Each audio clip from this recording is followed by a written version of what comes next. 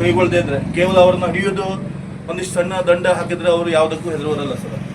ಅವ್ರನ್ನ ಕಠಿಣ ಕ್ರಮಕ್ಕೆ ಜರುಗಿಸಿದ್ರೆ, ಅವ್ರನ್ನ ಗಡೀಪಾರು ಮಾಡಿದ್ರೆ, ಗುಂಡಾ ಕಾಯ್ದೆಯಲ್ಲಿ ಸೇರಿಸಿದ್ರೆ ಮಾತ್ರ ಅದು ನಿಜವಾದಂಥ ನಮ್ಮಂಥ ಗೋಪ್ರೇಮಿಗಳಿಗೆ ನ್ಯಾಯ ಸಿಗುತ್ತಾಗತ್ತೆ.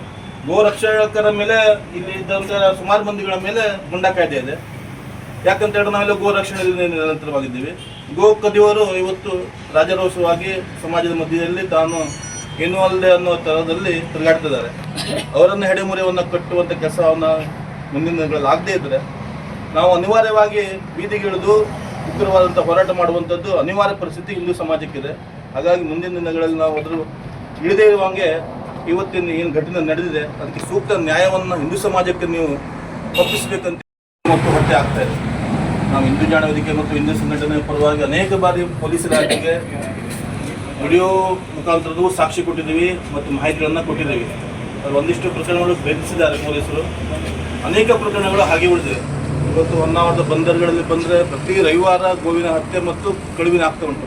ಅದೇ ಪಕ್ಕದಲ್ಲಿ ಸಣ್ಣ ಥಾಮಸ್ ಗ್ರೌಂಡಲ್ಲಿ ಬಂದರೆ ಅಲ್ಲಿ ಮಲಗುವಂಥ ಅನೇಕ ಒಂದು ವ್ಯಕ್ತಿಗಳನ್ನು ಕೇಳಿದ್ರೆ ಅವ್ರು ಹೇಳ್ತಾರೆ 3 ಗಂಟೆ ರಾತ್ರಿ 4 ಗಂಟೆ ರಾತ್ರಿಗೆ ತಲವಾರು ಹಿಡ್ಕೊಂಡು ಅವರನ್ನು ಹೆದರಿಸ್ಕೊಂಡು ಆಕಳನ್ನ ಕರ್ಕೊಂಡು ಹೋಗೋದು ಅನೇಕ ಪ್ರಕರಣಗಳು ನಮ್ಮ ತಾಲೂಕಲ್ಲಿ ನಿರಂತರವಾಗಿ ನಡೀತಾ ಇದೆ. ಇದು ಹಿಂದೂ ಸಮಾಜದ ಮೇಲೆ ಮತ್ತು ಗೋ ಭಕ್ತರ ಮೇಲೆ ಅದು ಅತ್ಯಂತ ಆಘಾತವನ್ನು ನಮ್ಮನ್ನು ಉಂಟು ಮಾಡಿದೆ ಮತ್ತು ಭಯಾನಕ ವಾತಾವರಣ ಸೃಷ್ಟಿಯಾಗಿದೆ.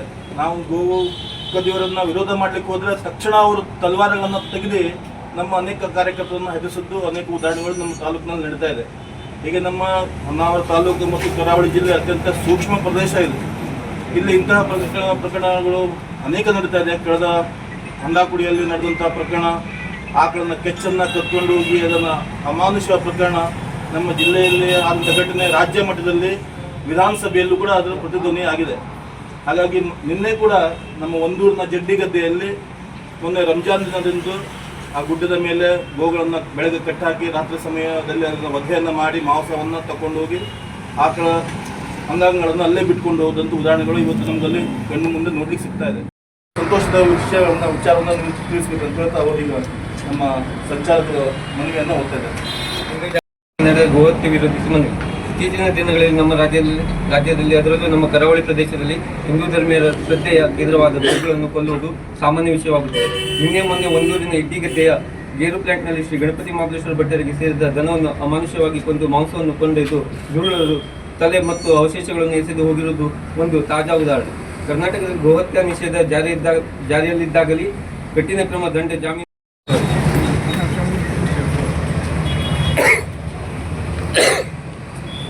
ಭಾರತ್ ಮಾತಾ ಕಿ ವಿಚಾರದಲ್ಲಿ ಗೋವುಗಳ ಸಂರಕ್ಷಣೆ ವಿಚಾರ ಬಂದಾಗ ಇತ್ತೀಚಿನ ದಿನಗಳು ನಾವು ಕಟ್ಟುನಿಟ್ಟಾದ ಒಂದು ಕ್ರಮವನ್ನು ತಗೊಳ್ತಾ ಇದ್ದೇವೆ. ಮುಂದಿನ ದಿನಗಳಲ್ಲೂ ಸಹಿತ ನೀವು ಪೊಲೀಸರ ಮೇಲೆ ಇಟ್ಟಿರುವಂಥ ಭರವಸೆಯನ್ನು ನಾವು ಯಾವತ್ತೂ ಖುಷಿಯಾಗಲಿಕ್ಕೆ ಬಿಡುವುದಿಲ್ಲ. ಈ ಪ್ರಕರಣ ನಾವು ಮತ್ತೆ ಮಾಡ್ತೇವೆ. ಮತ್ತು ನಾವು ನಮ್ಮ ಇನ್ಸ್ಪೆಕ್ಟರ್ಗೂ ಸಹಿತ ಹೇಳಿದ್ದೀವಿ, ಈ ಪ್ರಕರಣಗಳ ಹಿಂದಿನ ಯಾರ್ಯಾರು ಪ್ರಕರಣಗಳಿದೆ ಅವನ್ನೆಲ್ಲರನ್ನೂ ಸಹಿತ ವೆರಿಫೈ ಮಾಡಬೇಕು. ಉಳಿದಂತೆ ಗಡೀಪಾರ್ ಬಗ್ಗೆ ಆಗಲಿ ಅಥವಾ ಬೇರೆ ಇನ್ನೂ ಕಾನೂನಿನ ಕಠಿಣ ಕ್ರಮಗಳನ್ನು ನಾವು ತೆಗೆದುಕೊಳ್ಳಕ್ಕೆ ಯಾವ್ಯಾವ ಕ್ರಮಗಳನ್ನು ನಾವು ಇಲಾಖೆಲ್ಲ ನಾವು ಅನುಸರಿಸ್ತೀವಿ. ಮತ್ತು ಈ ಪ್ರಕರಣ ಸಹಿತ ನಾವು ಬೆಳೆಸ್ತೇವೆ. ಬೆಳಗ್ಗೆ ನಾನು ಸಹಿತ ಪಾರ್ಟಿ ಬಂದು ಹ್ಯಾಂಡಿ ಮಾಡುವಂಥದ್ದು ಗ್ರಾಮ ಪಂಚಾಯಿತಿ ಸಂಬಂಧಪಟ್ಟ ಅವರು ಸಹಿತ ನಾನು ರಿಕ್ವೆಸ್ಟ್ ಮಾಡ್ತಾಯಿದ್ದೀನಿ. ಕೆಲವು CCTVಗಳನ್ನ ಹಾಕಲಿಕ್ಕೆ ಅವರು ಸ್ವಲ್ಪ ಸಹಾಯ ಮಾಡಿದ್ರೆ ಎಲ್ಲ ಕಡೆ ಹಾಕ್ಲಿಕ್ಕೆ ಆಗೋದಿಲ್ಲ. ನಮ್ಗೆ ಅರ್ಥ ಆಗ್ತದೆ, ಎಲ್ಲೆಲ್ಲ ಹೋಗಿ ಬೇಂಡ್ನಲ್ಲಿ ರೋಡ್ಗಳಲ್ಲಿ ಫೀಲ್ಡಲ್ಲೆಲ್ಲ ಹೋಗಿ ಮೇಯ್ತಾ ಇರುತ್ತೆ.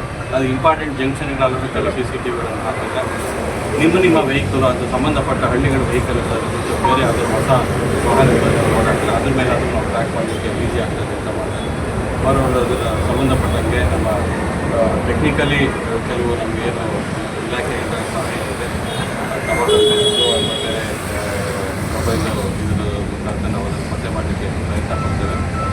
ಇವತ್ತಾಗಿರೋ ಘಟನೆ ಖಂಡಿತ ಅದು ಗೋಮಾತೆಯನ್ನು ನಿಮಗೆ ಎಷ್ಟು ಗೌರವ ಇದೆ ನಮಗೂ ಸಹಿತ ಅಷ್ಟೇ ಗೌರವ ನಾವು ಸೂಚಿಸ್ತೇವೆ. ಮನುಷ್ಯನಿಗೆ ಒಂದು ಸೆಂಟಿಮೆಂಟಲ್ ವ್ಯಾಲ್ಯೂ ಅಂತ ಎಲ್ಲರಿಗೂ ಇದೆ. ಇಲ್ಲಿ ಹಾಕೊಡು ಅನ್ನೋದು ಮುಖ್ಯನೇ ಹೊರತು ಹಾಕೋದು ವ್ಯಾಲ್ಯೂ ಮುಖ್ಯ ಅಲ್ಲ. ಸೊ ಅದರ ಮನಸ್ಥಿತಿ ನನಗೆ ಅರ್ಥ ಆಗುತ್ತೆ. ಖಂಡಿತ ಅದರದ್ದು ಮಾಡಿದವ್ರ ಮೇಲೆ ನಾವು ಕಠಿಣವಾದ ಒಂದು ಕ್ರಮವನ್ನು ಕೈಗೊಳ್ತೇವೆ ಅಂತ ನಿಮಗೆ ಭರವಸೆಯನ್ನು ನೀಡ್ತೇನೆ.